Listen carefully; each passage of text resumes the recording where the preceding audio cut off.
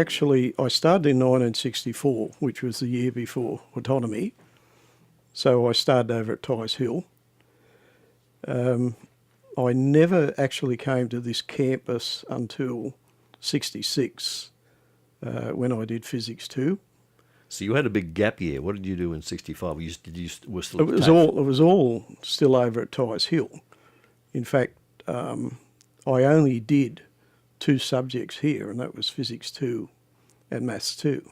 Yeah, Maths 2 would have been 66 and Physics 2 was 67. Then basically I went, all the Chem Eng subjects, I'm a chemical engineer, all those subjects were done over at Tighes Hill. And also we had to do electrical engineering, and that was actually in at Wood Street Tech College, across from where the ABC is, in whatever that street is, near King Street.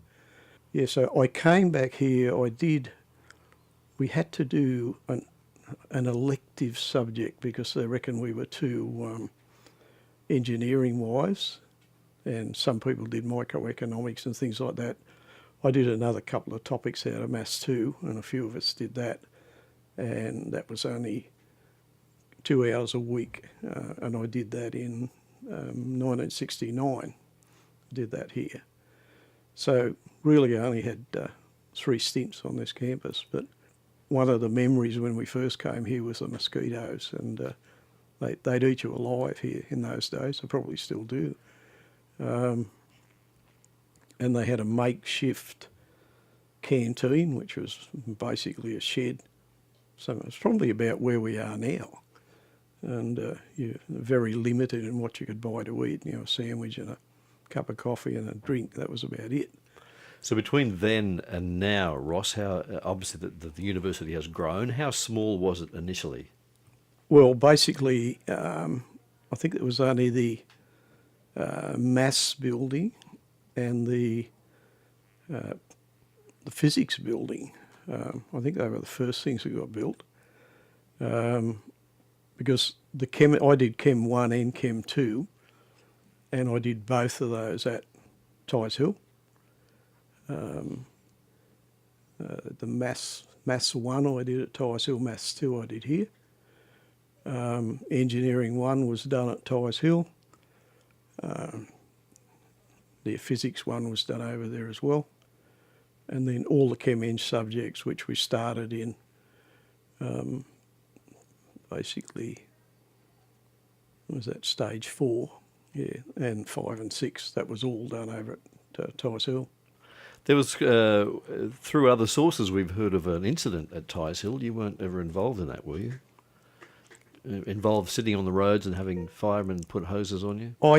I can remember that happening, but I was one of those people that saw things like that, but I would never take part. I reckon it was... I'm trying to think, they were protesting about... they wanted traffic lights, that's right, outside Tighes Hill, which they've now got. So they basically got a fire hose and walked across the crossing of the fire hose, like dozens of people, and then just stood in the middle of the road, and there was traffic. And this was, of course, at 4 o'clock in the afternoon. BHP had just knocked off, and yeah, there was just traffic build-up galore. And yeah, the police got called, and I can remember one bloke letting one of the police cars' tyres down, and he got caught. Yeah, that was it. Yeah. And you were on the sidelines just watching all of Oh, this? yeah, well, most people would watch from the sidelines. It's like anything like that. There was only ever a handful of people that would do something like that. Yeah. But they achieved their goal in the long run. Yeah. I don't know how long it took, a long time. Not a lot's changed with university students about how they go about doing things. No, they were... It was a bit different back then, but you probably not get as away with as much as they do these days. I would think it was... they were pretty severe. They could just basically say, well, you're never going to get a degree from here, and that would have been it. So they were taking quite a risk to go Oh. for what they were considering to be an improvement for the situation they were in. Yeah, I think it would have been a big risk in those days. Probably something. It's not about risk taking, but I've had a lot of trainees over the years, and now, of course, you get marks in exams and things like that, and they know how many marks they get in an exam. We had nothing like that. You basically did an exam, and you were either pass, failed, or got a credit, a distinction, or a high distinction, and that was it. People could ask for a remark if they got a fail, and I think there was some sort of, if it was in a couple of marks of passing, they'd have another look at it. They would sort of consider things like, this guy's an engineer and this is the last time he's ever got to do this, and why bother failing him? That type of thing would come in. I don't know whether they still have posts these days. I can remember if you sort of got within a certain amount of a pass. Luckily, I never ever failed anything, which was good. I was going to ask how you went fairly well with was it Chem 1, Chem 2? Yeah. Oh, yes. I got through everything. I did all part-time uni, like most of us did in those days, doing engineering subjects. And, yeah, I think I got one distinction, a few credits, and rest were passes. But there were a lot of people that never got through in the 6 years part-time. Like, we had people taking 12 years to get a 6-year part-time degree. To become radio announcers. One guy they had, I can remember he was a BHP engineer, and they actually did a cartoon about him in the BHP News, and they had him done up as a prehistoric man getting a degree because he'd been doing it for so long. I had one guy that I worked with. When I ran into him, I was in stage 4 doing Maths 1, and he was in stage 12, and that was all he had left. Sorry, Maths 2. All he had left to do was Maths 2. He passed all these Chem Eng subjects, which Maths 2 was supposed to be a prerequisite for. He'd failed Maths 2 twice in stages 7 and 8. They made him have a 2-year break, came back in stage 11, failed again. Did it with me, and I helped him a bit, so he passed. Should have passed him just for persistence. In stage 12, yeah. So Ross, your degrees, what did that do for you? Where did it lead you in life? Well, I was a BHP trainee, and basically when I finished my degree, I just stayed at BHP, and when I left there, I'd been there 22 years from in various positions. And then after I left there, I'm now with the company I've been with now, and that'll be 28 years this November, whenever it was. Melbourne Cup Day I started on. Yeah, it's easy to remember. Yeah. That's a long time working since uni. Any regrets? Well, when I finished school, I could have went to Sydney and did medicine, but because there was no such thing as medicine in Newcastle in those days, my mum and dad weren't well off, that was for sure. And there's no way they could have kept me in Sydney. How I would have even kept myself, I don't know. You'd have had part-time jobs and things like that. I thought about that, like that was, well, like it's probably still now. Everybody that's fairly academic does medicine. Or a lot of them do law these days. That's the thing to do. I love animals, but I thought about being a vet, but then I thought, no, I'd have to put animals down, and that really didn't like that at all. But it's been a rewarding life since uni. Yeah, it's like all things. You got to find your little niches and things you're good at. like chemical engineering is a very broad subject. It's probably the broadest of all the engineering. In fact, I was actually talking to a guy yesterday, and he said to me, "Oh, a chemical engineer told me once that it was the hardest engineering." And I said, "Oh, well, I'd agree with that." I said, "We had to do mechanical engineering, electrical engineering, a bit of metallurgy." I said, "But the guys doing those bits of engineering never had to do chemical engineering." And so we were fairly broadly based engineering. And someone asks you what a chemical engineer does, you just give them the chemical engineer's handbook and say, "Have a look at that." Like, Well, that was going to be my next question. Can you give me a practical example of what a chemical engineer will do? my forte is probably pipe flow and pumps and things like that, design of pumping systems.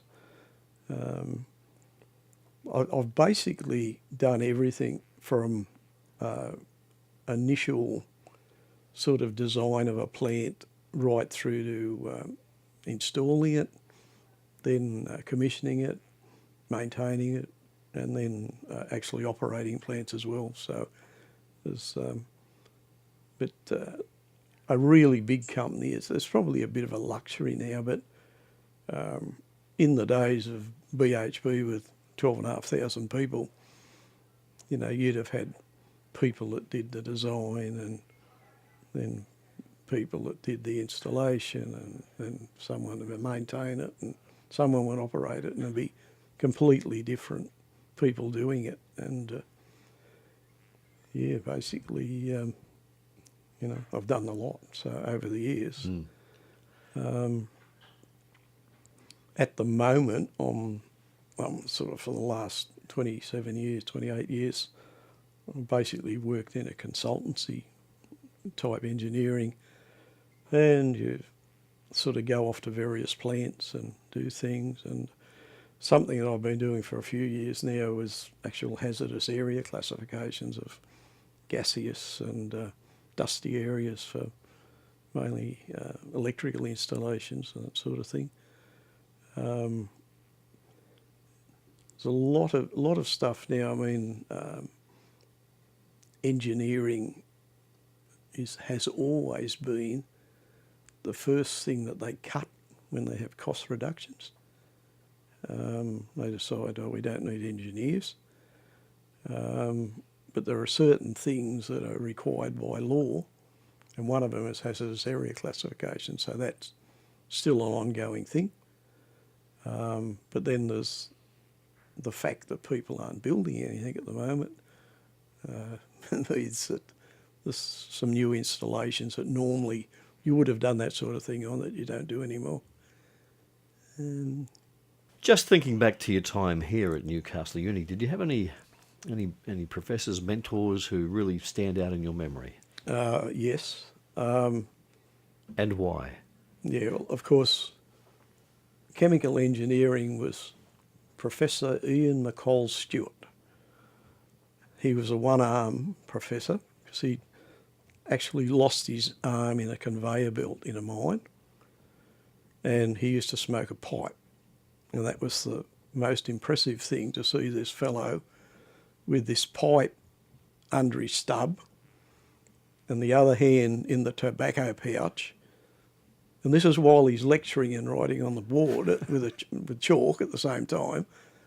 And then, of course, the lighting of it was, I don't know, he'd go through half a box of matches lighting this thing. No one raced down to help him? No. He was extremely clever bloke, you know. And, but, of course, when he was lecturing with this pipe in his mouth, you know, you hear a bop, bop, bop, bop, and, you know, but everything was just a few simple calculation, boys. You don't need to go to all great lengths to do things. And he'd actually got his, I think his master's degree from MIT over in America. And anyhow, his wife was the headmistress at Churchill Grammar School, and he had a daughter here while I was at uni. She was doing arts. they named one of the sections of the Commenge building here after him, and had a big opening ceremony. It was when Bob Carr was Premier, and Bob did the opening. And Prof Stewart's son actually got up and talked about, and when they lived at, it was either Western or Abermain or somewhere, and Dad used to experiment in the backyard with, because he was an expert on coal and combustion of coal, and he used to do all these experiments in the backyard up there, burning coal and things like that. He was pretty impressive. There was a young bloke while we were at uni, a bloke called Terry Wall, and he was doing his PhD. He'd come from Melbourne, and a real good style of a bloke. And anyhow, he was lecturing us and doing his PhD like most of them did at the time. This guy comes in one day with a Carr magazine, and here's Terry's photo on the back page in an advertising role. And of course we questioned him. He said, "That's how I got through uni." He said, "I did a degree in Melbourne, and I don't know if you know where the uni is in Melbourne, it's just basically up the road from the CBD. So he used to go down to Myers at lunchtime and parade up and down the catwalks, and this is how he got himself through uni." And that would have been quite a different thing to do way back then. Yeah, male modelling. Yep, it was. And the main reason he came to Newcastle was for the surf, because he loved surfing. And I think he still does, but he'd have to be early 70s now. And he was still involved with the university because it was one of the reasons the Commenge department's got grants, is because his name was on it, because he became a world expert on coal. Yeah, and if you look at just hundreds of papers published over the years and things like that, I always thought he was an extremely good lecturer. Another guy that stands out is Professor Colin K, and you've probably heard of Colin. He's an expert on nuclear power. But when we had Colin, when we were doing Physics 2T, and he'd only just come to the uni, and he didn't think he should have to lecture because he was there to do serious research. But he was the only guy I'd ever seen that used to wear his gown to lecture in. That was probably what made him stand out. But I actually went to a lecture he gave a few years ago on nuclear power, and outstanding lecture, Still wearing the gown? No. He was. He was a Kiwi, but he had the pommy outfit on, the shorts with the sandals and socks. Ross, was there any standout students that you went with? Someone who has become done something really amazingly around the world? Yes, a bloke called Val Pinchevsky. He started the year after me as a trainee at BHP. Now, this bloke came out from Poland when he was 12-year-old, couldn't speak a word of English. They sent him to Broadmeadow. It was junior high in those days, which is now the music, what do you call it, where all the musical people go. He was the dux of the school at the intermediate certificate after 3 years. He then went to Tech High, because junior high only went to 3 years. Then he started as a trainee chemical engineer. He got first class honours, and the guy doing the marking said he should have got a PhD for his honours thesis. So you can guess what he did his PhD in, the same topic. He became a world expert on basically multi-component distillation, and then well engineering for gas wells. As far as I know, he ended up head of a department down at University of New South Wales. And as far as I know, he's still there. and he just flits over to India and places like that doing these. It's a few years since I spoke to him. In fact, we had the 50th anniversary of it, the Chem Eng department, and I actually rang him up to see if he was coming to that, and he was going to. He would have been in India at the time doing something for the uni.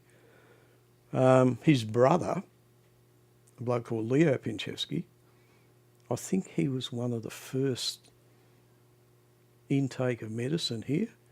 He ended up a world expert on knee reconstruction, so he ended up operating somewhere, Royal North Shore or something like that. And it's funny, I know a few people that's actually been to him for this operation, and he's just world renowned as doing these operations. It's quite a talented family. Yeah. Mm. Did you ever consider teaching yourself? I thought about it, and then I had an extremely good maths teacher called, it wasn't Peter, he was, but his name was Marl, and I'm trying to think what part of Europe the family come from, but the Peter wasn't spelt Peter, but everyone called him Peter. And he just said straight out to me, "Oh, Ross, don't be a teacher. There's better things you could do." If it was, I'd have been a maths teacher, because that was my strongest point. Yeah, but as he said, you can do better things in your life than be a teacher. It's probably you've got to put up with students like us. But I had all the Teachers College scholarships. In those you used to get, in those days you could have went and did a 2-year at Teachers College in at across from the sports ground where they used to be. And basically you could only, I think you'd teach up to 3rd or 4th year at high school, something like that. You had to have a degree to teach year 5 and 6, or 11 and 12's at school now. But you used to could get an ordinary Teachers College scholarship, which would take you into there, or you could get a university Teachers College. So you used to get so much a week to live, and then you'd come here and do a degree. And then when you were finished a degree, you'd go and do 1 year and get your dip head, and off you'd go and teach schools. So I had that going for me. I also had a Commonwealth Scholarship, which meant I never ever paid a university fee, and which also meant you were called a student cadet rather than a trainee at BHP if you had one of those. And because you were a good boy and had that, they used to give you a book allowance, which the other trainees didn't get. So they used to get the university fees paid, but provided they passed. Yeah, Were you a local, Ross? Were you from the region? Walls End. Yeah. My great grandparents came here from England with my great grandparents, and they settled in Walls End. And in fact, one of my sisters still lives on the block. There was 5 blocks of ground there, and I had one of them for a while before I moved. When Mum was still there till she died 5 years ago, and we ended up selling the old house, and it's now units like all those places. Yeah, so I was born and bred in Walls End. So a lot of history for the Iles family then. Yeah. Wow. The other point is, being a part-time student, they told us we weren't real university students because, you basically came here after work, did your lectures, went home. On your day off, you always had 1 day a week. In fact, 1 year, I used to start on the day off. I used to start at 9 o'clock in the morning, 9 till 1. Hour for lunch, 2 till 6, hour for tea, then 7 till 9. That was a full day. And then we did every other night of the week, including Friday, That was when we were doing the Wood Street Tech. That was a Friday night. So we were doing 20 hours a week as part-time students. And On top of a normal day's work. yeah, and we had our art students who were doing 12 hours a week full-time, you know. Yeah. But they said, oh, we had more assignments than you. But, yeah, that was... Yeah, I just sort of wondered how you fitted it all in, but Yeah. it just happened, I think. Did you love it? Yeah, I used to like it, and I thought about going back and doing something else when I was finished, and I actually used to go and sit in lectures and things like that, and no, I've sort of had 6 years of this, and, you know, by that time, you know, I was married and had a couple of kids, and, you know, it was just too much, so just sit back and then one day say, oh, I probably could have got a master's degree, or I probably could have got a PhD. I actually thought when they got the medicine here, that actually doing medicine, going back and doing medicine. In fact, I went to uni with a guy. He'd left school at the intermediate and become an apprentice fitter, got his apprenticeship. Then he went and did a mech-eng certificate. Then, while still working, actually worked out at Sulphide when that was still going. He then did a chem-eng degree part-time. And when he was finished the chem-eng degree, he'd made a lot of money on shares because of... With Sulphide, they were taken over by somebody or other, and he'd actually made a heap of money on these shares. He then went off and did medicine. So this was this guy's life.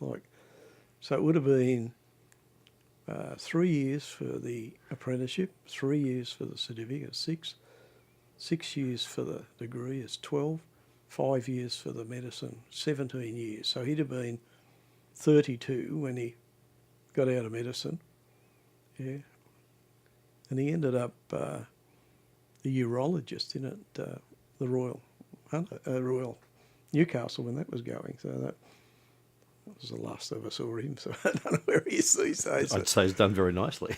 Yeah, but quite amazing. He just had this thing for study, I think. Yeah, Beyond most humans. Well, Ross, that's fantastic. Thank you for your time and your memories. Appreciate that very much. Appreciate you coming into us. Oh, okay.